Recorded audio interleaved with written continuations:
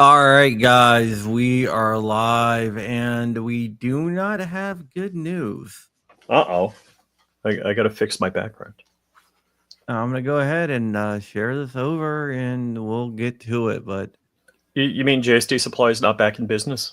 yeah. The fudge! Unfortunately, new. Is Let's go at okay. Let me go ahead and bring this up. Basically, this is just history here. Now wait, who's this information from? Is this a 6-3 Supreme Court decision changing the face of the Second Amendment forever? Let's just read it. I'm pissed off. Okay. Judge Gorsuch has delivered the opinion. Okay, Gorsuch. For decades, Gun Control Act has regulated the sale of firearms. This case poses a question whether the Act's long-standing mandates also apply to those who make and sell a new product weapon parts kit. Shortly after the assassination of Senator Robert F. Kennedy... Okay, this goes in the background checks and stuff like that. Okay. These mandates... Let me just find out. Hold on. Let me just get down. Okay. Hold on. Since this is breaking news, I got to change my background. All right. Start from right here. Recent years, however, have witnessed profound changes in how guns are made and sold. When Congress adopted GCA 1968, the milling equipment, materials needed, designs were far too expensive for individuals to make firearms practically or reliably on their own.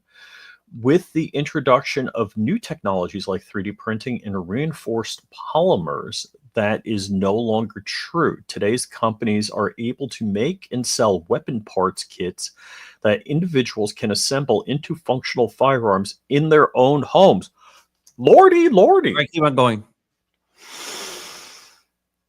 These kits vary widely in how complete they come and how much work is required to finish them. At one end of the spectrum, a kit may lack essential parts and require substantial effort, specialized expertise, uncommon equipment, and significant amount of time before anyone can fire a shot. Let's skip this part right down here. It just goes into this. Then it goes into the roll being made. Go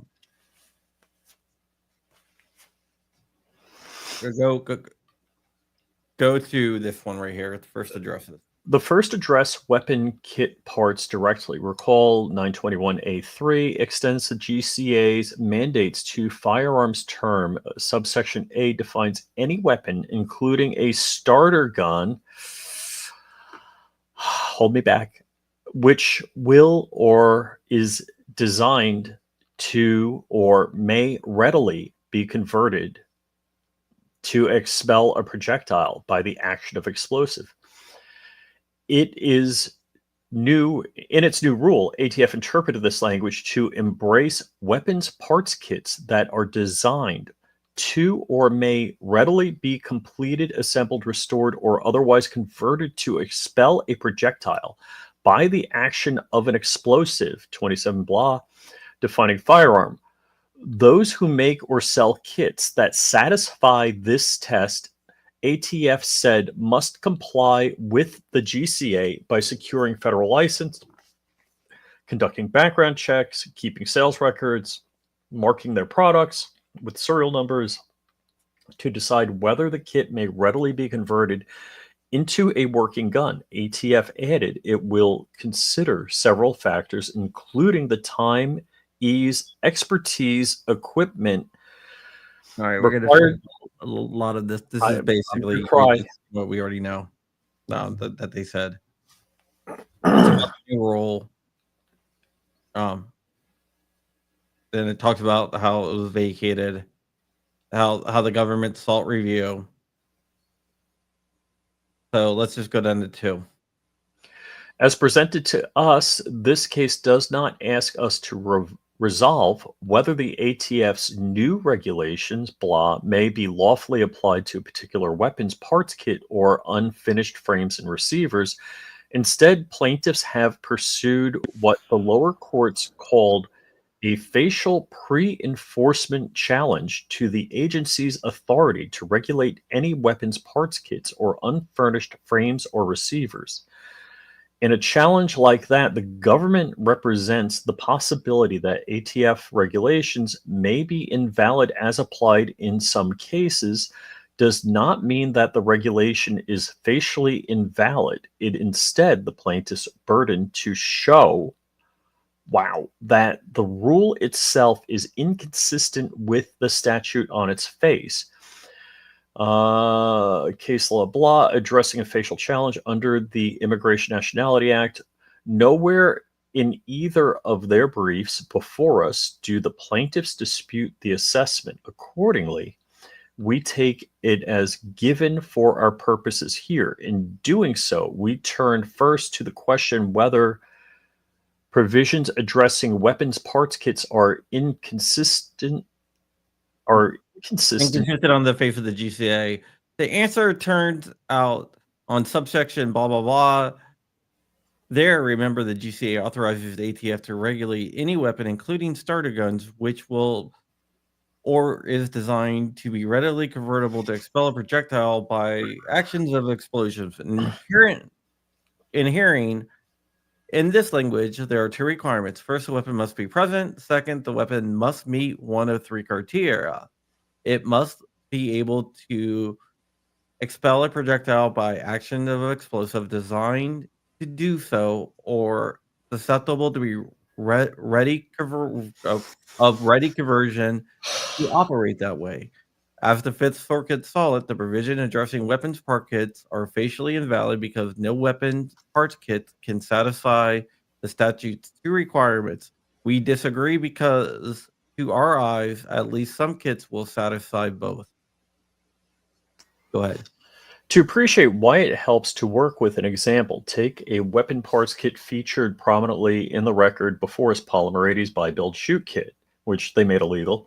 It comes with all necessary components to build, Glock variant semi-automatic pistol, and it is so easy to assemble that in an ATF test, I highly challenge this, an individual who had never before encountered the kit was able to produce a gun from it in 21 minutes using common tools, instructions found in publicly available YouTube videos.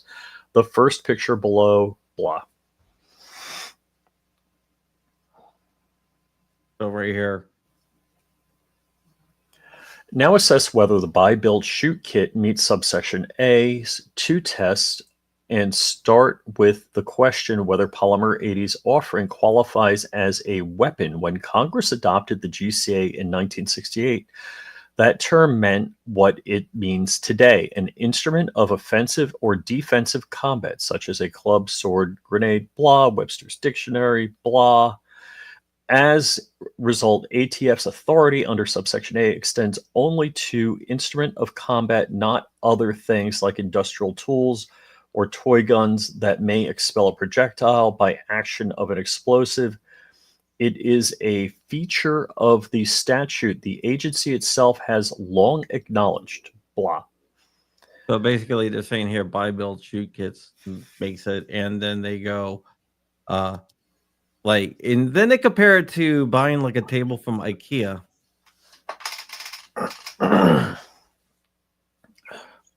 So basically, they're saying that the Buy Build Shoot kits are readily convertible, blah blah blah.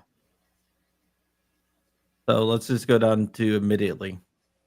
Admittedly, our reasoning here has its limits. Just because some kits like Polymer 80's qualify as weapons that can be readily convertible into working firearms does not mean all do.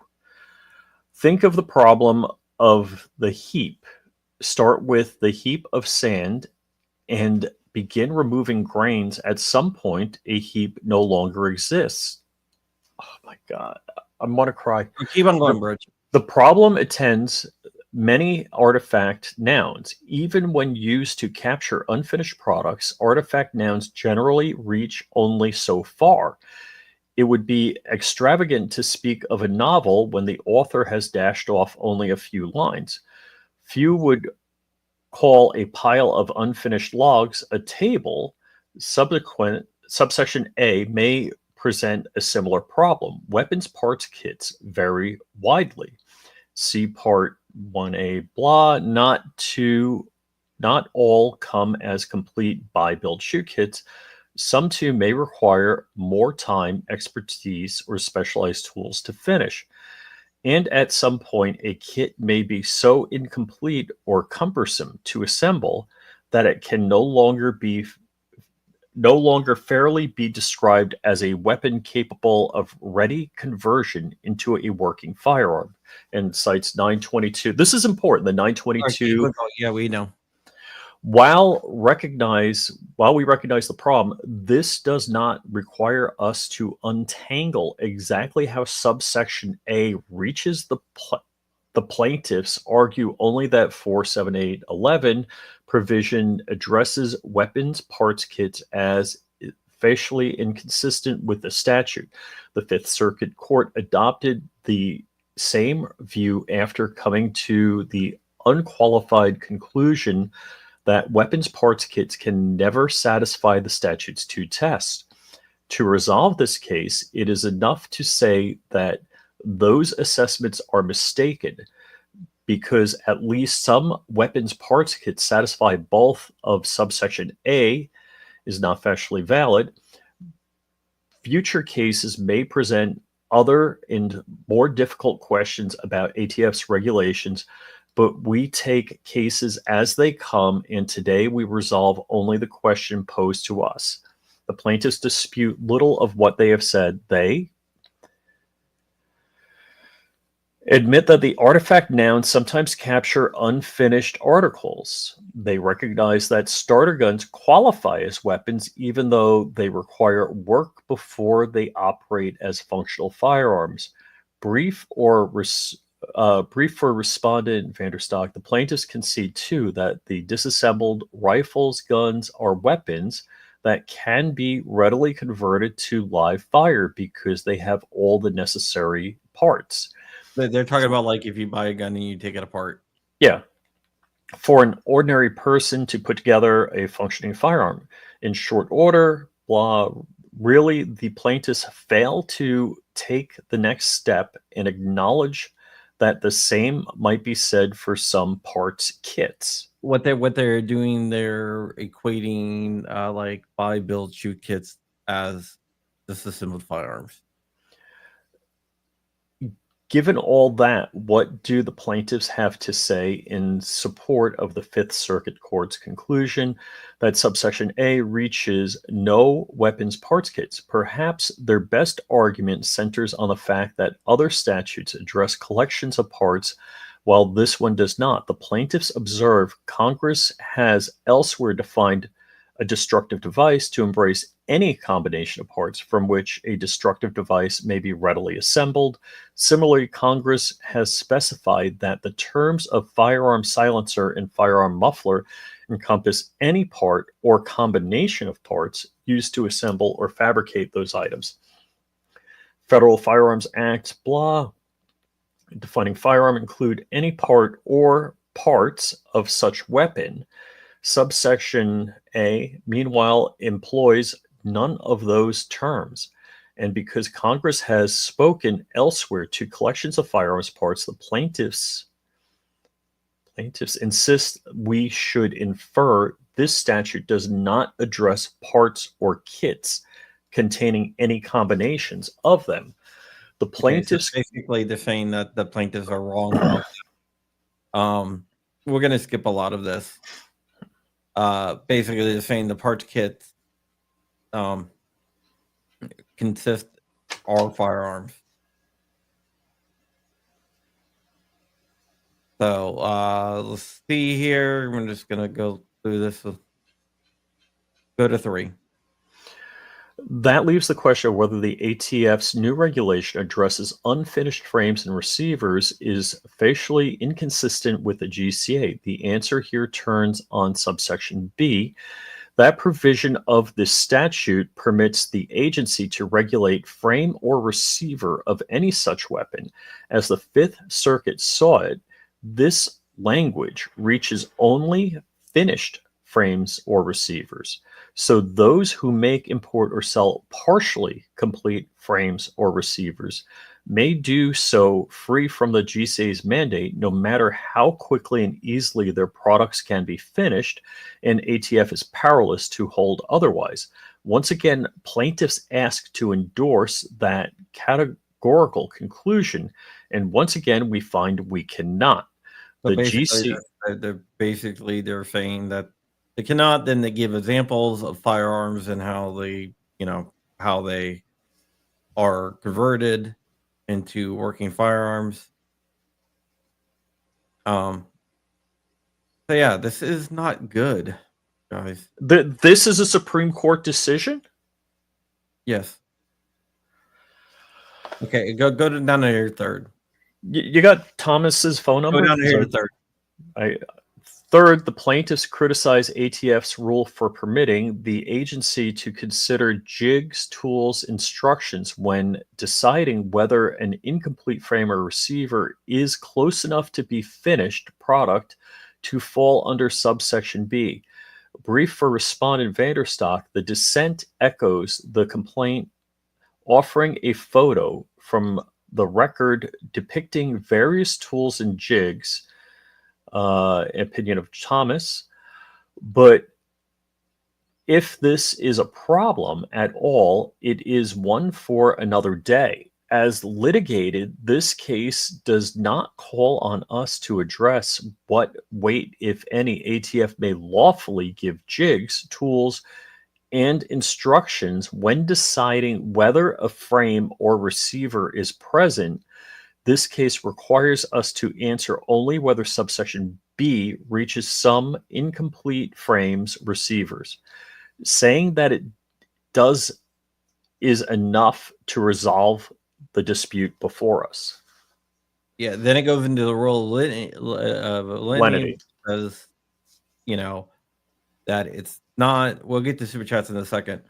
So then Sotomayor, actually joins in here, but comes to kind of a different conclusion. Kavanaugh. So Kavanaugh's the defector. Is this a 6-3? Too. No, then Jackson does. Now we have the dissent. So Thomas dissented. So Thomas, amen, brother. We got one. Kept up with us. So this is Thomas's dissent, and he goes deep. So Thomas would have knocked down the rule. Amen, brother.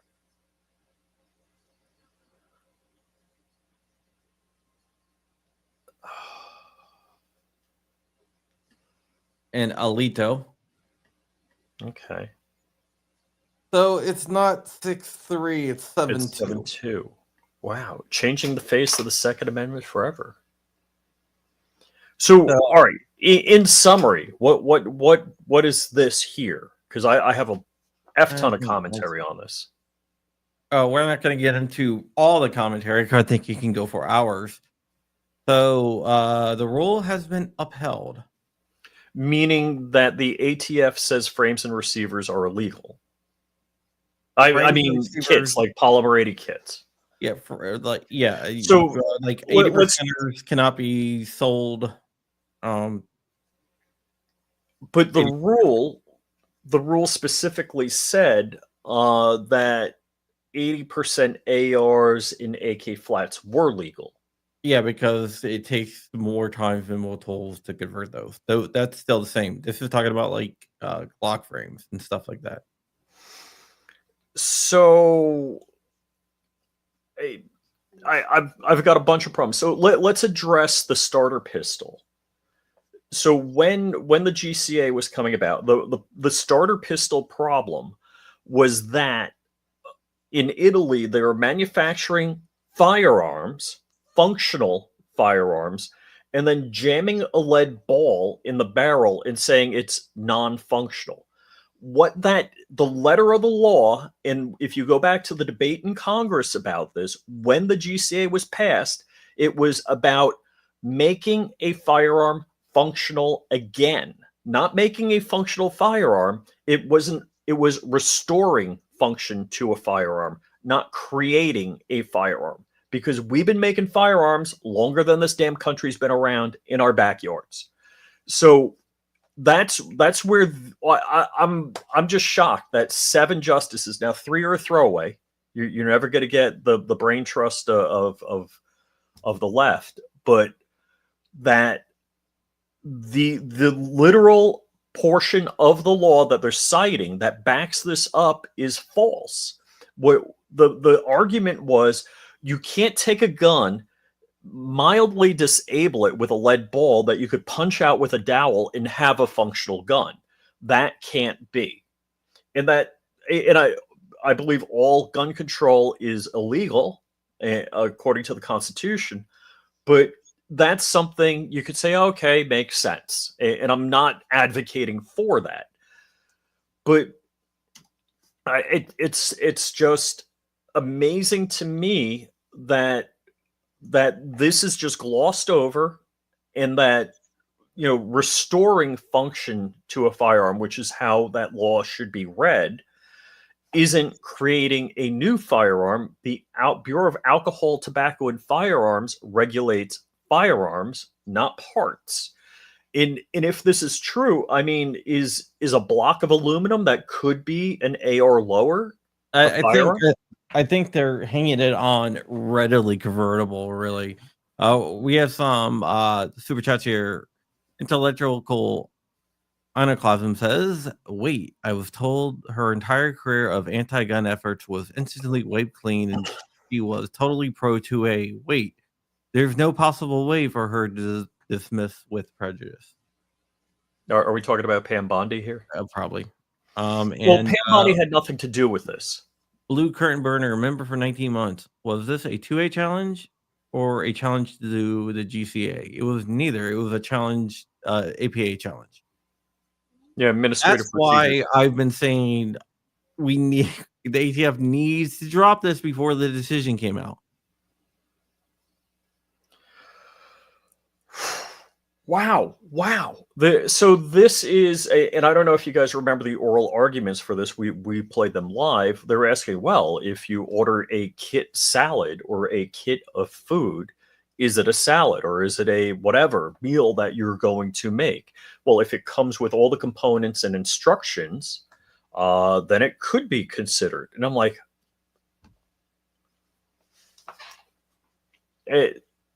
yeah. So basically, what the other irony of this is, you can make guns. It just has to take you longer.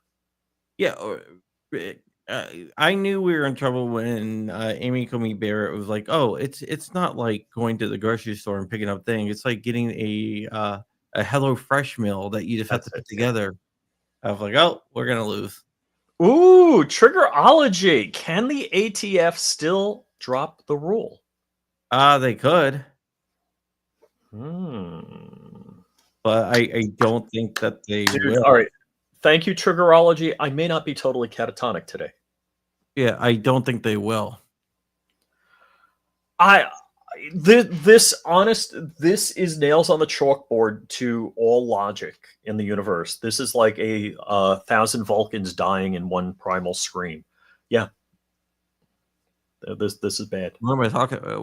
We lost Vanderstock. Are you talking about me saying my title was clickbait? Wait. No, title is not clickbait. It's exactly what happened. My background might be clickbait. The title is not. Yeah, it's but they didn't consider it. They just Anybody want to bet when we get breaking news? 7-2 Supreme Court decision changing the face of the Second Amendment forever? You gotta leave this guy alone. Oh, you're obsessed with him for some reason. Yes, I'm weird that way. Maybe if he buys me dinner, I would stop. Candlelight, nice wine. This is a loss, and it was an APA challenge, so it only applies to this one rule. So it's not going to change very much. APA challenges Administrative Procedures Act. So we'll have to see exactly like how this is applied to other challenges, but this is one of the reasons why I was pushing so hard of the idea of, hey, let's drop this before the Supreme Court rules on it. But we didn't get that. We did not get that. So the Supreme Court came out with a ruling. It's a bad ruling, and the rule has been upheld. Bad day to stop sniffing glue. Yeah, I'm messed up over this. Yep, that's basically it, guys. Just wanted to go ahead and inform you of everything that's going on here, even when it does not break our way. You guys have the right to know, and you guys should know. It's not all rainbows and sunshine, as the old saying goes. Uh-oh, we got somebody joining in. But yeah. Hey, Dark. Hey, Dark, there was a 7-2 Supreme Court decision changing the face of the Second Amendment forever, and you're out of business. Stop. Dude. Okay, we had a $5 super chat here. Since when does SCOTUS release decisions in March? Yeah, but wonder if they purportedly put it out before there was a chance to drop it. Maybe. I was thinking the same thing, and I apologize. My printer is running in the background, so it may be too loud. But man, so I'm just catching the tail end of this, but it sounds like we lost Vanderstock. We did. Yeah, Vanderstock lost. 7-2. 7-2. That is, first off, it's March. Like what even is this? Like, this is crazy. 80% arms. Secondly, dude, this is when I need to stand up and do what I said that I was gonna do. And I think this is absolutely absurd. I think it's wrong. I think every aspect of this, even just on the APA alone, we should have won this. And thank you for saying that, because I'm just so caught up in the GCA portion of this. Well, that had nothing to do with GCA. It's all APA. Yeah, it has nothing to do with the Second Amendment, even. I mean, in our minds, I'm trying to tell you guys. This is just on the Administrative Procedures Act alone. This should have been a clear win. And explain that for the people that don't understand.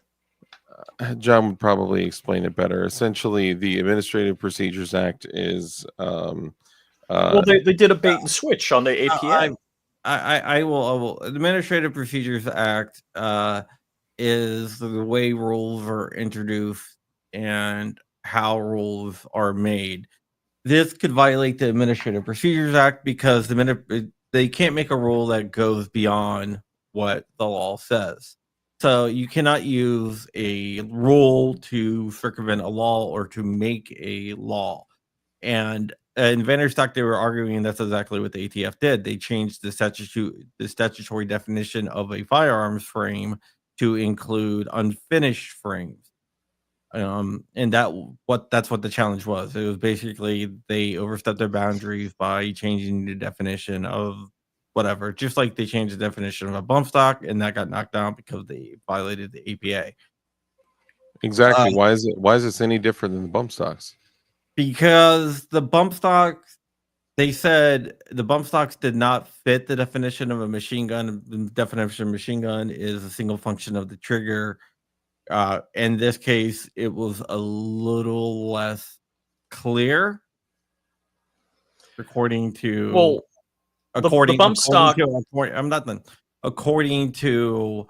the GCA, what constitutes a frame, because there is the readily convertible part. So they are claiming that this is consistent with the law, and therefore they did not overstep their powers in making the rule. Yeah, but they interpreted the law wrong. Well, they might have interpreted the law wrong, but that's how they interpreted it. Is there, so, I mean, Supreme Court, boom, book closed, done. Yeah, it's done. All right, well, I'm going to have to open up my lemonade stand of my pallets and pallets of 80% frames that I got, and I'm just going to have to sell them all for a nickel on the street corner until I get arrested, because this is BS, and all of us should be willing to stand up and say no. All right, well, that's it. We're going to get out of here, guys. It's not a good decision, but it is what we got. So This is wrong. This is absolutely wrong. Absurd. let's see. We got a question here. Going forward, are kits, complete kits, part kits, 80% frames, but no parts all are equal? I think so. I don't know. It basically says it's up to an individual determination on a base-by-base cases. So it didn't blanket say basis, not a case-by-case basis. What did I say? Base by base. You said Base by base cases. Oh, all right. My brain's going too fast here. All right, so we're gonna get out of here. Thank you for watching, and yep, that's it. Bye.